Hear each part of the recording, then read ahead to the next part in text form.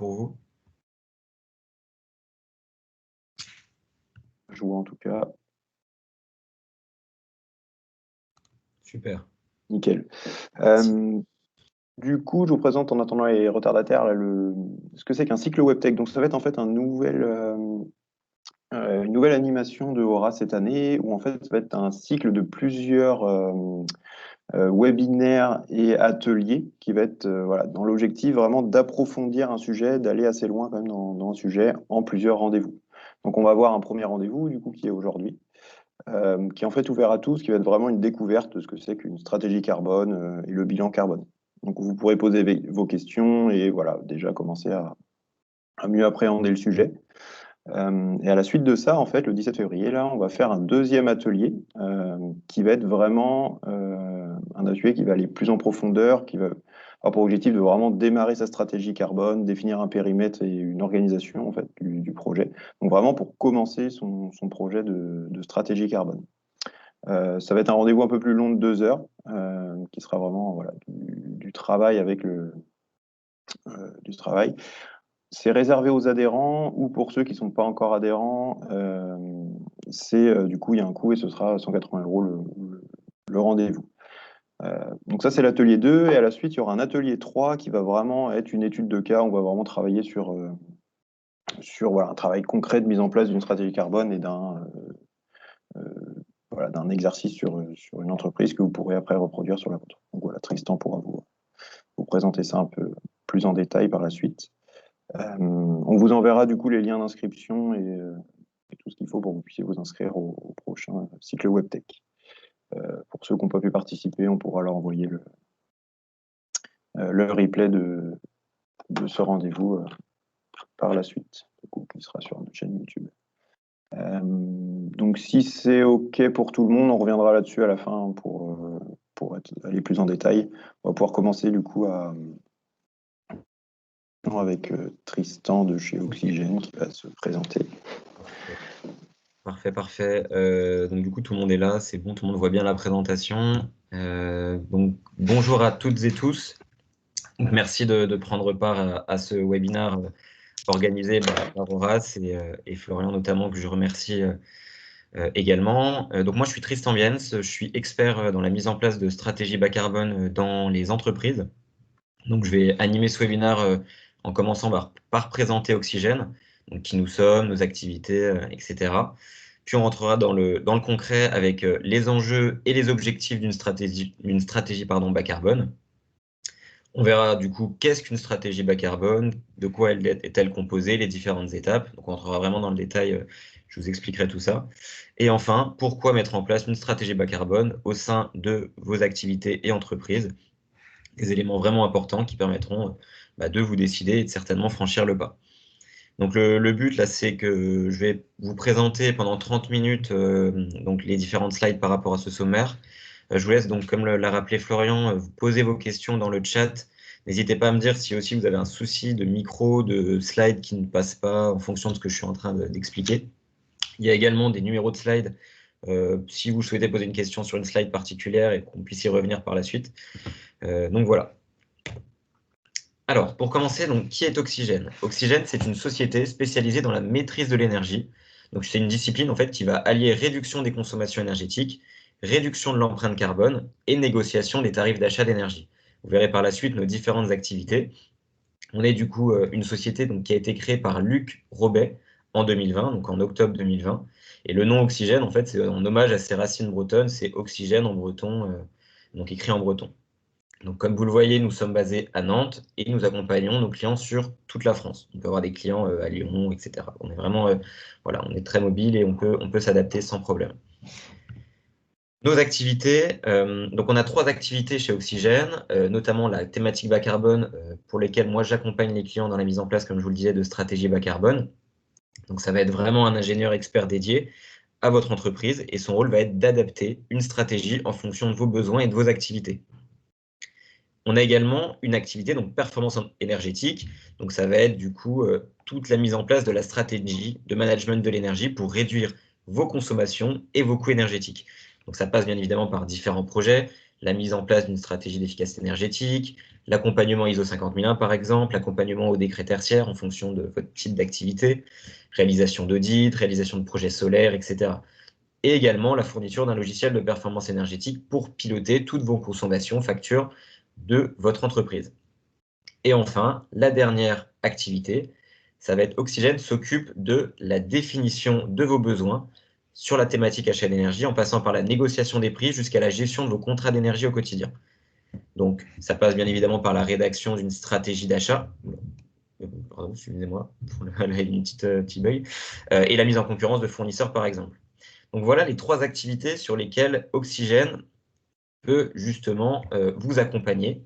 Donc, on a 2 types d'accompagnement. On a un accompagnement avec un chef de projet expert qui va être directement intégré à vos équipes durant une période définie. En fait, c'est un pourcentage de son temps sur une année et ça permet ainsi de diminuer les coûts en partageant le temps de l'ingénieur avec d'autres entreprises. Ou alors un accompagnement plutôt classique avec un expert qui est propre à vos équipes, un référent finalement qui est propre à vos équipes et qui est en contact avec un chef de projet Oxygène pour réaliser des missions, donc bilan carbone, mais également management de l'énergie. Donc, comme je vous le disais, on est une équipe pour l'instant de 2 personnes. Donc Luc qui est le fondateur d'Oxygène et moi qui suis expert en stratégie bas carbone.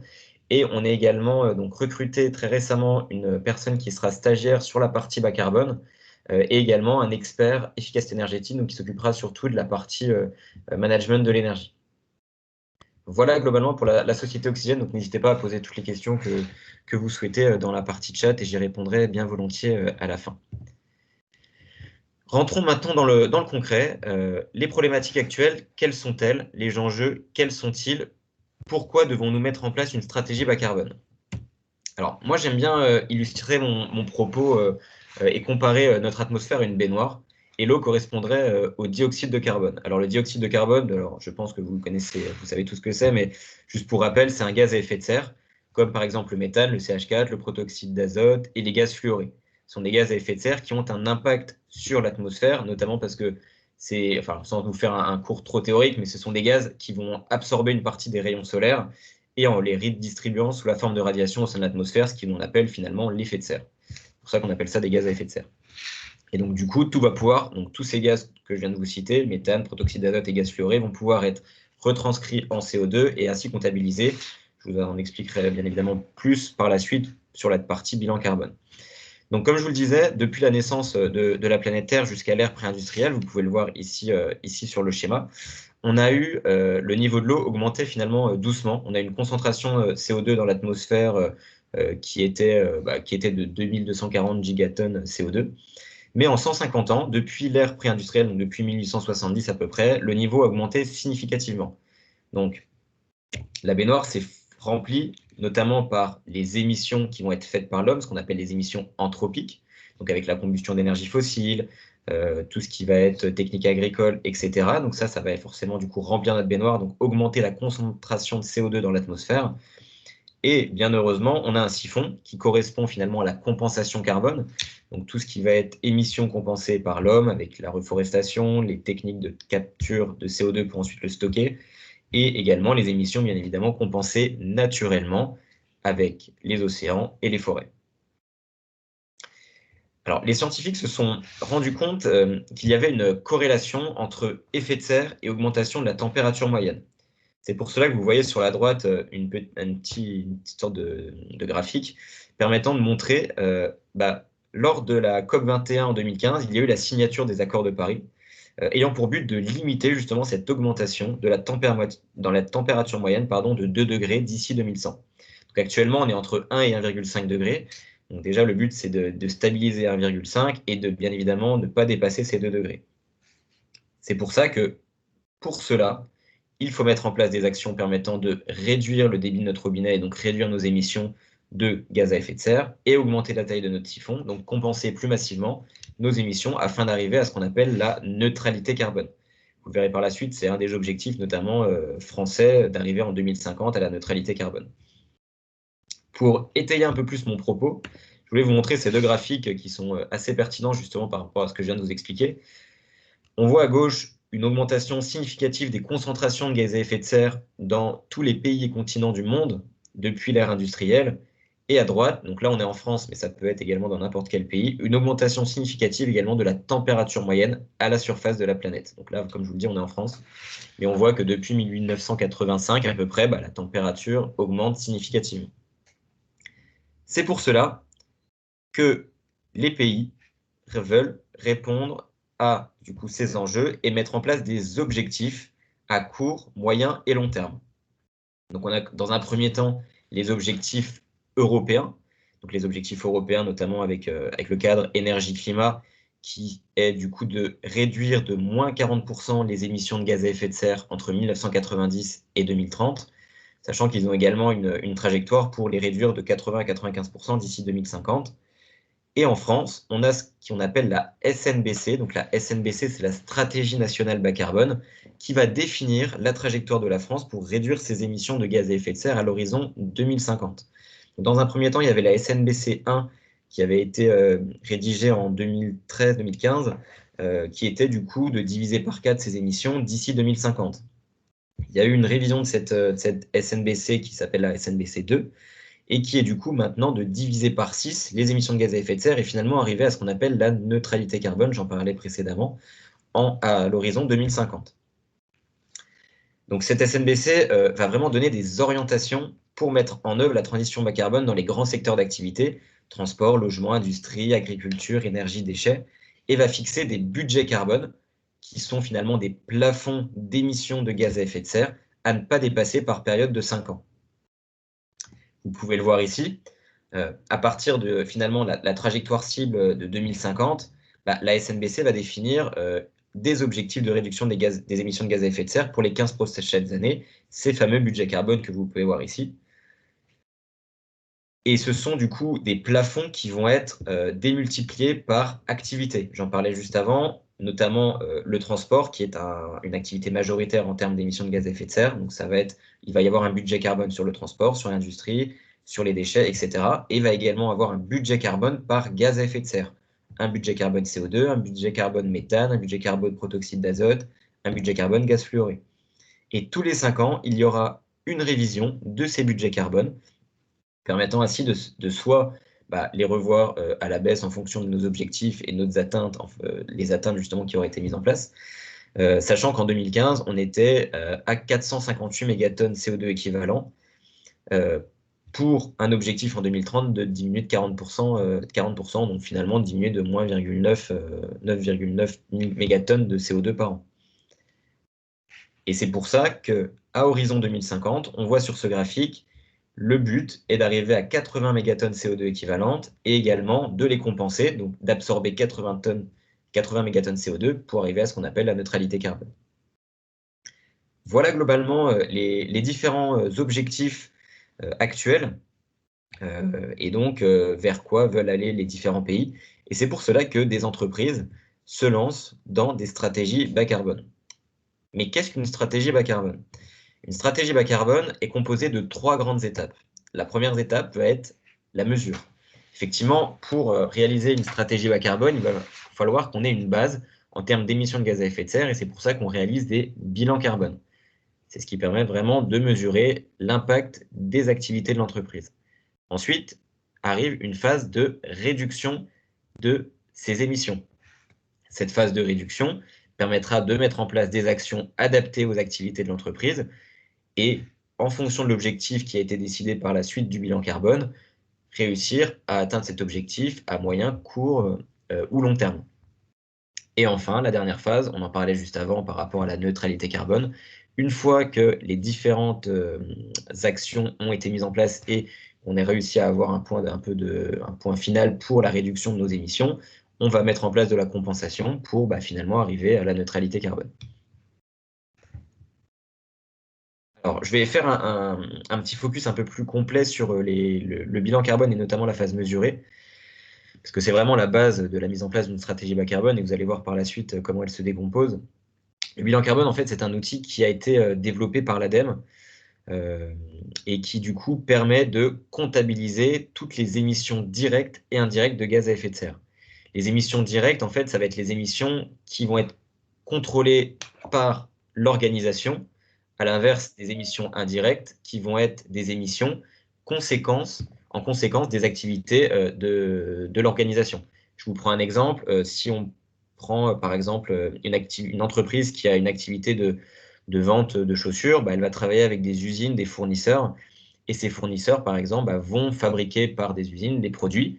Donc, l'usine n'appartient pas aux salariés, aux clients finalement, mais du coup, ces émissions vont quand même lui être imputées. C'est ce qu'on appelle des émissions indirectes. Vous avez du coup, quand vous réalisez un bilan carbone, un résultat qui va être affiché en tonnes équivalent CO2. Donc, toutes les émissions, tous les différents gaz à effet de serre que je vous expliquais tout à l'heure, protoxyde d'azote, méthane, etc., vont être transformés, convertis en tonnes équivalent CO2 pour ensuite avoir une base commune entre les différents clients et activités pour pouvoir se comparer et également se challenger. Il y a également une obligation réglementaire de réaliser un bilan carbone pour les entreprises de plus de 500 salariés sur un périmètre défini. Je vais vous en parler juste après, notamment le périmètre, c'est lorsqu'on parle des scopes, dans un bilan carbone, le périmètre comporte 3 scopes, scope 1, scope 2, scope 3. Le périmètre obligatoire, c'est le scope 1 et 2. Je vais y revenir. Et enfin, forcément, le bilan carbone, comme je vous le disais, ça vous permet d'établir une base sur laquelle vous allez pouvoir ensuite mettre en place la phase réduire et mettre en place vos plans d'action. Le bilan carbone, lui, pour être mené à bien, nous, alors c'est vraiment la méthodologie qu'on adopte avec nos clients chez Oxygène, est composé de 5 phases. 5 phases permettant de mener à bien la mission sur un planning et un temps donné. La première phase est la phase de préparation du projet. Cette phase de préparation du projet consiste à forcément donc, nominer un prestataire, un référent au sein de vos activités. Également, un engagement de la direction, élément très important pour mener à bien ce projet, pour qu'ensuite tous les collaborateurs se sentent impliqués dans la thématique. On a également la définition du périmètre, qui est l'élément clé de la phase de préparation du bilan carbone, pour ensuite aller chercher les données et collecter et calculer les différents impacts de nos activités. S'ensuit une phase de collecte. Donc, cette phase de collecte, l'étape numéro 2 est également importante, puisque c'est ici que vous allez créer une sorte d'équipe projet permettant de collecter les données nécessaires que vous aurez définies lors de la phase préparée pour définir le périmètre. Vous avez également donc, la phase de récupération des données. S'ensuit la phase de calcul avec tout ce qui va être conversion, calcul des données, recherche des facteurs d'émission en fonction de vos activités. Enfin, la phase de présentation des résultats avec notamment la définition des objectifs, phase très importante. Et s'ensuit une phase de transition, c'est la phase de communication. Pour moi, c'est vraiment la phase de transition entre l'étape mesurer et réduire, puisque c'est là qu'on commence à communiquer aux collaborateurs et à l'externe pour dire, voilà, j'ai mon bilan carbone, c'est temps, et j'ai un objectif de temps, et je vais mettre en place telle action pour le réduire. Voilà globalement les étapes du bilan carbone. Alors, je souhaitais vraiment les détailler avec vous, parce que c'est quand même assez intéressant, et ça vous permettra vraiment de vous dire, voilà, à quoi correspond la réalisation d'un bilan carbone. Dans un premier temps, donc, comme je vous le disais, missionner un chef de projet, engagement de la direction, je voulais vraiment revenir, moi, sur la partie périmètre. Le périmètre, comme je vous le disais, c'est 3 scopes, 2 réglementaires pour les entreprises de plus de 500 salariés et un troisième qui, généralement, représente entre 60 à 90% des émissions de l'activité de l'entreprise.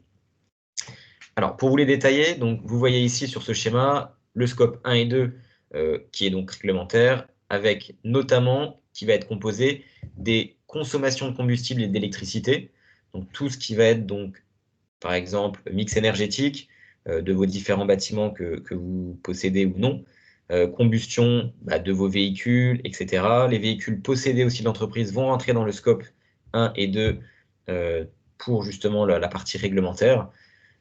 Mais vous avez également le scope 3 qui va être défini en amont et en aval avec toute la partie transport, donc fret amont, acheminement des produits vers votre activité, également les déplacements domicile-travail de vos collaborateurs, les déplacements professionnels, donc tout ce qui va être train, avion, etc. Les immobilisations, donc c'est tout ce qui va être possédé par votre activité entreprise, donc les bâtiments. On a également tout ce qui est engins, matériel informatique, téléphone, etc. Les achats, donc ça va être vraiment tous les produits que vous allez vendre aux clients. Donc ça peut être les achats marchands et non marchands qui vont être du coup dans cette partie-là. Sur la partie activité aval scope 3, vous avez donc le fret aval pour l'acheminement des produits, donc soit directement dans des lieux de distribution ou vers le client, le déplacement des clients et visiteurs qui va être également pris en compte, l'utilisation des produits, donc ça va être toutes les consommations énergétiques liées à l'utilisation des produits, notamment de vos activités, et la fin de vie des produits. Est-ce que ces produits vont être directement jetés et incinérés ou est-ce qu'ils vont être finalement recyclés? Voilà la partie scope 3. Donc c'est pour ça qu'on a quand même un bon paquet d'émissions dans ce scope 3 et il ne faut vraiment pas le négliger. J'ai pour cela du coup souhaité vous présenter 3 exemples de 3 clients différents que nous avons avec Oxygène pour vraiment vous montrer à quoi correspond sur le papier un périmètre d'une activité pour peut-être essayer de vous y retrouver et coller à vos besoins. Donc là, je vais prendre par exemple pour un client qui est spécialisé dans la vente de chaussures et de textiles, on va prendre le cycle de vie d'un produit. C'est comme ça qu'on a fonctionné pour ce client-là pour décider du périmètre que nous allions utiliser pour récolter les différentes données réalisées pour son bilan carbone. Donc, dans un premier temps, on va prendre tous les facteurs d'émission liés à l'extraction des matières premières. Je pense par exemple au coton, je pense par exemple au cuir. Ça va être très important parce que c'est vraiment l'élément clé pour réaliser justement la base, que c'est ce qu'ils vendent finalement. Ensuite, vous avez la fabrication du produit fini. Donc, l'assemblage des différentes matières, les consommations énergétiques des usines, les emballages utilisés pour conditionner le produit.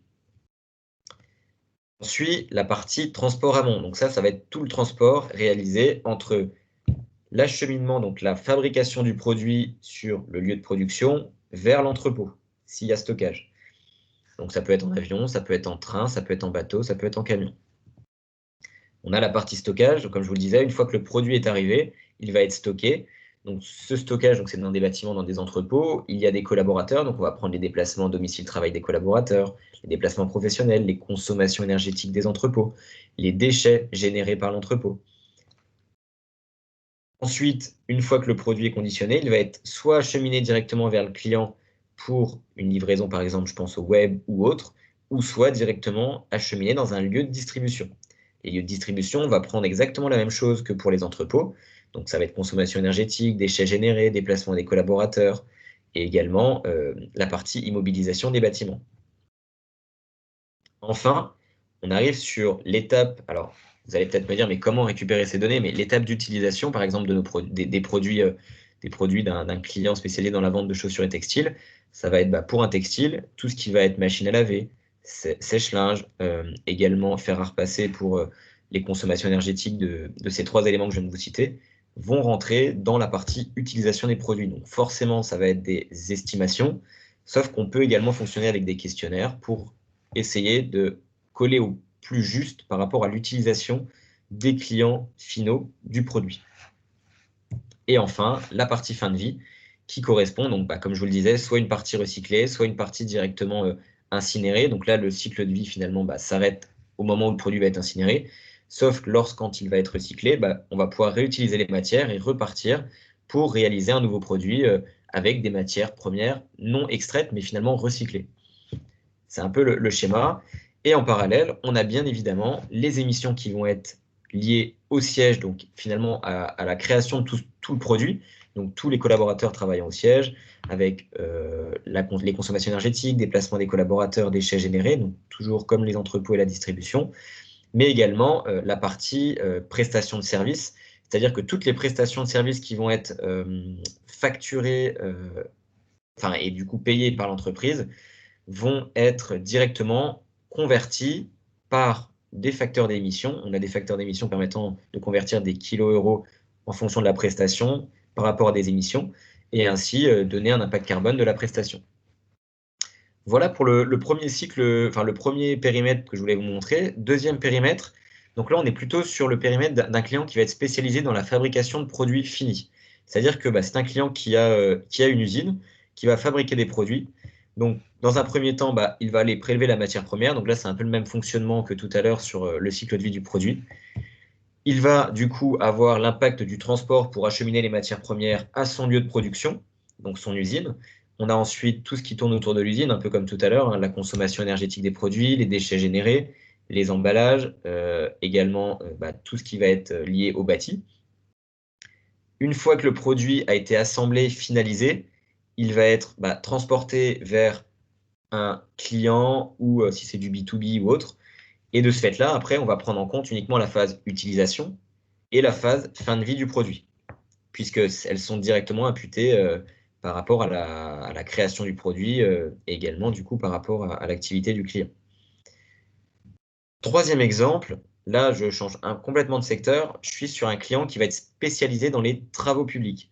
Donc là j'ai voulu vous montrer le périmètre d'un chantier, comment on a réalisé le périmètre, construit le périmètre sur un client dans des travaux publics. Dans un premier temps, il va y avoir la phase d'étude du chantier, avec le siège et les locaux. Donc, même principe que les périmètres précédents, consommation énergétique, déplacement des collaborateurs professionnels et domicile travail, prestation de services, déchets générés. Tout ça va être pris en compte dans justement la partie siège et phase d'étude du chantier. On a ensuite le début du chantier avec l'acheminement de tous les matériaux nécessaires au bon déroulement de ce chantier. Il y a également justement le transport des ouvriers qui vont œuvrer sur le chantier, consommation énergétique utilisée lors de la phase début de chantier, etc. On a ensuite la partie travaux en cours, donc même principe. Là, donc, on va avoir des déchets générés, avec notamment les déblais qui vont être générés lors des travaux, les consommations énergétiques, les déplacements des collaborateurs pour venir chaque jour sur les lieux des travaux. Et enfin, une fin de chantier, avec notamment une grosse partie sur les déchets générés lors de ce chantier, donc les déblais. Peut-être qu'il peut y avoir du recyclage, notamment généré avec peut-être une partie recyclage des déblais pour les réutiliser en remblai par la suite, à voir ensuite en fonction de l'activité du client et du client. Mais globalement, c'est le périmètre pour justement travailler avec un client spécialisé dans les travaux publics. Pour conclure dans un premier temps sur cette partie périmètre, je pense que vous avez bien remarqué, mais il y a quand même beaucoup de choses similaires malgré la différence flagrante d'activité. Ce qui fait que dans un premier temps, en fait, il faut connaître correctement l'activité du client pour pouvoir justement coller au mieux son périmètre et ainsi réaliser son bilan carbone. Dans la phase préparée, donc je reviens à ce que je disais tout à l'heure, on a également la réalisation d'un planning, élément important pour pouvoir cadrer la mission du bilan carbone et cadrer également les choses avec le client et les différentes parties prenantes, notamment l'équipe collecte. Je vous ai montré ici, je souhaitais vous montrer un exemple d'un planning pour une société de plus de 3000 collaborateurs. Donc le bilan carbone se réalise sur 6 mois, donc ça c'est un de nos clients. On a en moyenne la durée de réalisation d'un bilan carbone qui peut varier entre 1 mois, 6 mois, en fonction de la taille de l'entreprise et du temps, bien évidemment, à passer à récolter les données. Le but dans le périmètre, ce que je vous expliquais auparavant, pour bien choisir son périmètre, il faut être sûr que nous sommes en capacité, que le client est en capacité de récolter la donnée. Si on passe 6 mois à essayer de trouver une donnée qui finalement n'aboutit à pas grand-chose, c'est pas la peine de se pencher trop dessus et de perdre trop son temps. Il faut vraiment avoir un périmètre sur lequel on est sûr de pouvoir récolter toute la donnée. Si vous vous souvenez tout à l'heure, quand je vous parlais des 5 étapes du bilan carbone, on avait donc la phase préparée, la phase maintenant collectée. La phase de collecte, donc ça va être notamment la phase de création d'un groupe projet, permettant du coup de vérifier et de co-construire déjà le périmètre avec les personnes composant ce groupe projet, mais également s'assurer que ces personnes sont en capacité d'apporter rapidement de la donnée. C'est très important lors de la création de ce groupe projet. Et s'ensuit du coup une phase de collecte de données.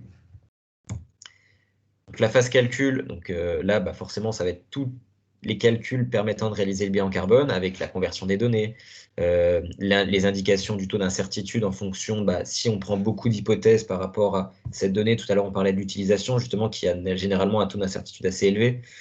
On a également, le but de cette phase c'est de faire un point d'étape avec le client, on le voyait tout à l'heure sur le planning, pour justement se dire est-ce que on est parti dans la bonne direction, est-ce que du coup les données sont les bonnes, est-ce que les hypothèses faites sont les bonnes, etc. Ça permet d'ajuster par la suite et de ne pas faire ça lors de la dernière réunion de présentation des résultats.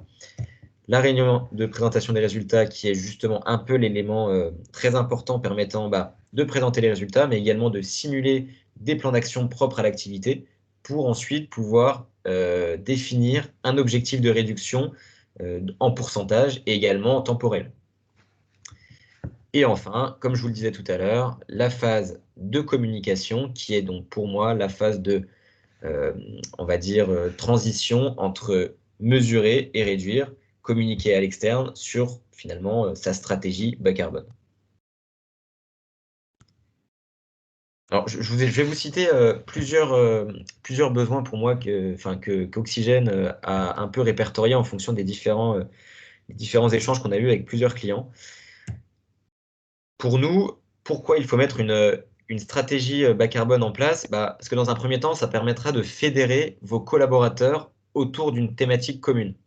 Effectivement, en fonction de vos différents collaborateurs, certains auront plus ou moins d'appétence par rapport à ces sujets, et ça leur permettra justement d'avancer certainement autour, déjà en plus par rapport à l'engagement de l'entreprise, autour d'une thématique commune, et d'avoir une sorte de projet d'entreprise, et en fonction de leur métier, d'avancer et de mettre en place des actions permettant de réduire l'empreinte carbone. Ça permet, et donc la mise en place de cette stratégie permet également de répondre aux exigences environnementales actuelles et à venir. On l'a vu tout à l'heure, les différents objectifs pris par les différents pays répondent également aux accords de Paris signés lors de la COP21. C'est quand même assez important, et ça permet également, pour les entreprises de plus de 500 salariés, de réaliser leur bilan carbone tous les 5 ans. On a également une partie réduction des charges. Forcément, quand on parle de diminution des émissions de gaz à effet de serre, on va également regarder les consommations énergétiques, qu'elles soient factures d'énergie, les carburants utilisés par les différents moyens de transport que vous possédez. Donc forcément, si on diminue nos émissions, on va également diminuer nos charges. Donc c'est intimement lié. C'est pour ça que nos activités, quand je vous présentais Oxygène tout à l'heure, sont de toute façon liées entre elles. On a également une partie valorisation de la démarche environnementale auprès des clients. C'est très important cette démarche, puisque par exemple, lorsque vous répondez à des appels d'offres, ou même lorsque vous souhaitez communiquer justement sur les actions que vous souhaitez mettre en place pour réduire votre empreinte carbone, ça permet de montrer aux clients que vous faites votre part et que vous êtes également acteur de la transition énergétique et environnementale. C'est quand même assez important, et ça peut permettre également de vous démarquer. Vous pouvez, bien évidemment, en réalisant un bilan carbone, challenger votre écosystème, puisque quand on réalise un bilan carbone, on vient de le voir précédemment, on touche un peu à tout. On va discuter avec le collaborateur, on va discuter avec les prestataires, on va discuter également avec les fournisseurs, ce qui fait que ça permet de challenger tout son environnement en fonction, bien évidemment, de ses activités. Et enfin, vous avez bien évidemment une partie innovation qui, en fonction des actions que vous allez mettre en place, permettra peut-être de challenger votre organisation, mettre en place des choses plus techniques que vous n'avez peut-être jamais mises en place, innover sur des produits ou services. Je pense également par exemple à l'éco-conception des produits, etc. Voilà globalement les différents besoins des entreprises, et bien évidemment, le besoin principal, c'est de réduire l'empreinte environnementale de ces activités. J'en ai fini pour donc ma présentation. Je ne sais pas, Florian, si tu veux reprendre la main sur la fin rapidement ou pas, ou si tu veux que je présente. Non, pas forcément. On va passer aux questions et puis après on représentera rapidement le site de WebTech et la suite. Sur la suite. Ça marche. Okay. Alors, est-ce que du coup, je vais vous laisser poser vos questions dans le chat Teams. Si vous avez des questions, n'hésitez pas. Après, on n'est pas tant que ça. Vous pouvez même ouvrir les micros si vraiment vous voulez répondre à chaud sur ce qui a été dit. Faut pas hésiter. Juste pas le faire tout. Donc, merci pour votre retour. Et pour les aéroports français, donc du coup, cette démarche a été initiée quand? Alors, je ne sais pas si vous m'entendez. Oui, si, très bien. Super, bonjour. Bonjour. Oriane Leroux, donc je travaille pour les aéroports de Brest et Quimper. Et en fait, c'est une démarche qui a été initiée par l'UAF, l'Union des aéroports français. Et en fait, il y a pas mal d'aéroports qui se sont déjà lancés dans ce projet. Donc, il y a pas mal de critères qui sont aussi propres aux aéroports, aux différents équipements qu'on peut avoir. Donc, en fait, Brest et Quimper sont seulement au niveau 1, c'est-à-dire on fait un bilan carbone. Et l'objectif, en fait, pour l'ensemble des aéroports, c'est de passer au niveau supérieur.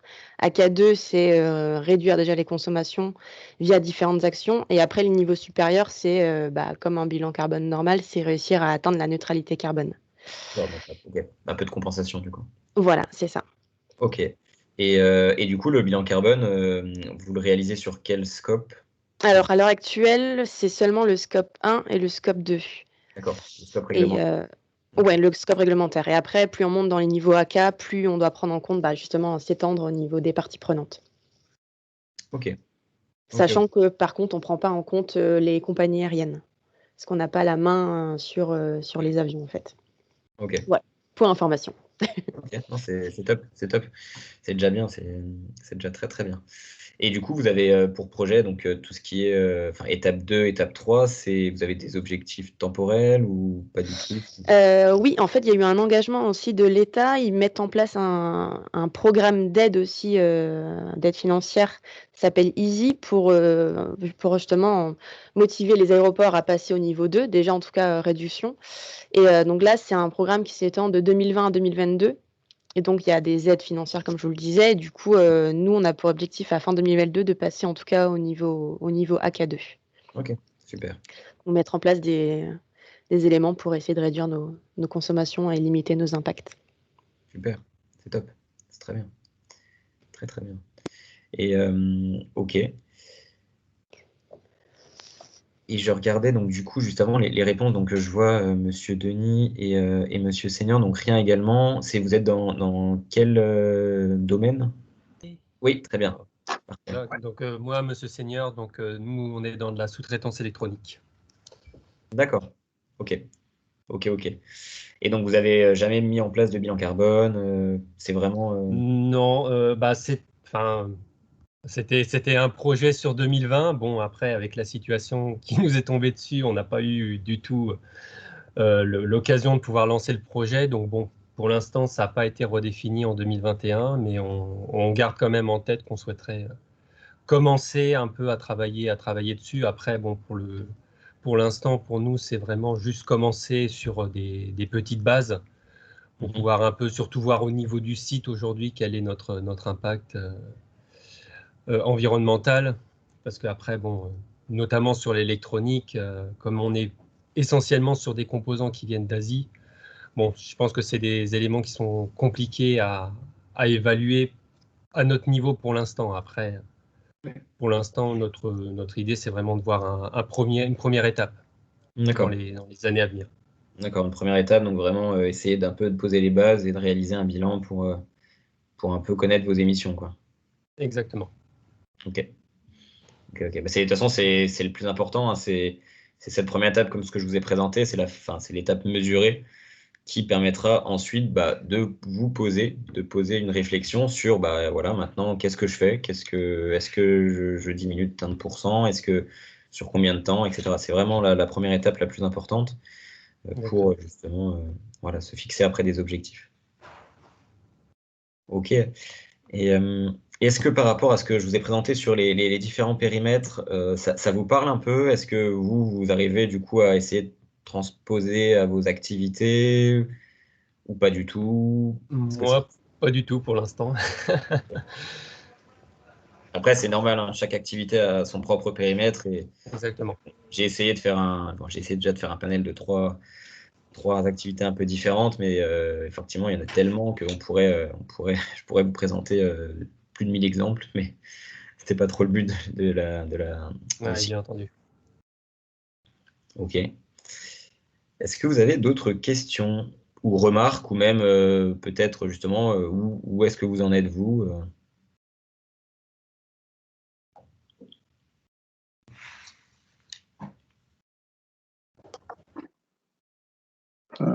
Ok, non, bah s'il n'y a pas On va rien. plus de questions, on va pouvoir en que terminer à peu près. Il est 11 heures, donc on est tu voulais peut-être parler du à peu planning? près dans les clous. Ouais, juste faire un petit rappel quand même sur notre programme d'animation du premier semestre quand même, pour que voilà, personne loupe, on va dire, les prochains webinaires. Du coup, en mars, on va avoir une webconférence sur le décret tertiaire et sur un accompagnement qu'on est en train de monter du coup pour accompagner tout ça. Une webconférence sur les achats d'énergie, donc voilà, quelque chose d'assez classique, mais bon, qui est pas mal de rappeler. On va avoir un cycle WebTech, un peu comme celui-ci sur le bilan carbone, mais sur l'ISO 50001. Donc voilà, ça va être en mars. En avril, on aura un colloque front industriel. Donc c'est une journée en fait dédiée à une thématique, donc la thématique du front industriel. On vous en verra plus d'infos là-dessus. Donc ce sera pour faire le point sur toutes les aides qui existent, les différentes technologies, comment mieux gérer quand on a une installation de froid. Cycle WebTech sur la mobilité. Ça c'est en avril. Un atelier thématique aussi avec la RSE dans les entreprises. Donc ça peut être intéressant et voilà, couplé à toutes les démarches de maîtrise de l'énergie. En mai, on aura un cycle WebTech sur la GTC, donc sur les gestions centralisées, on va dire, de l'énergie. Donc voilà, sur le même principe que celui-ci. Un atelier thématique sur le bois énergie. Et en juin, après, on aura notre Horace Energy Tour, donc c'est notre gros événement en fait qu'on fait sur une journée où voilà, c'est le forum régional de l'efficacité énergétique. Donc on fait ça, on va essayer de faire ça en physique, on espère qu'on pourra. Sinon, on va viser. Webconférence en juin sur l'éclairage et son pilotage, sur l'air comprimé, donc des choses aussi un peu techniques de temps en temps. Et un atelier sur l'autoconsommation photovoltaïque, donc qui sera du coup l'été, pour qu'on puisse voir, si on peut le faire en présentiel, je l'espère, une installation. Donc voilà, puis après vous avez, de toute façon, on va vous envoyer après pour le deuxième semestre le reste du programme d'animation. Donc voilà, vous pouvez déjà noter les dates. Et puis, donc voilà, faut pas hésiter si vous voulez suivre du coup les prochains ateliers là, du cycle WebTech du coup sur le bilan carbone. Donc le 2 et 3 là, où du coup pour aller plus loin dans la démarche. Donc voilà, vous avez dû recevoir les invitations en théorie. On va vous les renvoyer la suite. Donc voilà, à la suite de ça, on va vous envoyer du coup le lien du coup de l'enregistrement et la présentation, je pense, en PDF. Et voilà, il ne faudra pas hésiter à... Il ne faudra pas hésiter. Si vous avez encore des questions par rapport à ce que je viens de vous présenter, il y a eu pas mal d'informations en un très court laps de temps, on va dire. Mais n'hésitez pas à m'appeler ou à m'envoyer un mail. Je serais ravi de vous informer, de vous répondre par rapport à si des questions émergent par la suite. N'hésitez pas. Et pour aller plus loin, voilà, s'inscrire aux prochains ateliers. Exactement. Donc voilà, on va avoir à peu près fini, on est à peu près dans les temps, on a fait à peu près 1 heure. Si vous n'avez pas d'autres questions ou d'autres remarques, on va pouvoir clôturer. Je vous remercie à tous d'avoir participé. Oui, merci beaucoup. Merci à tous et d'avoir été participatifs. Donc je vous dis à bientôt dans le prochain atelier sur le bilan carbone. Merci, bonne journée. Merci à toi Tristan. Merci Florian. À bientôt, merci.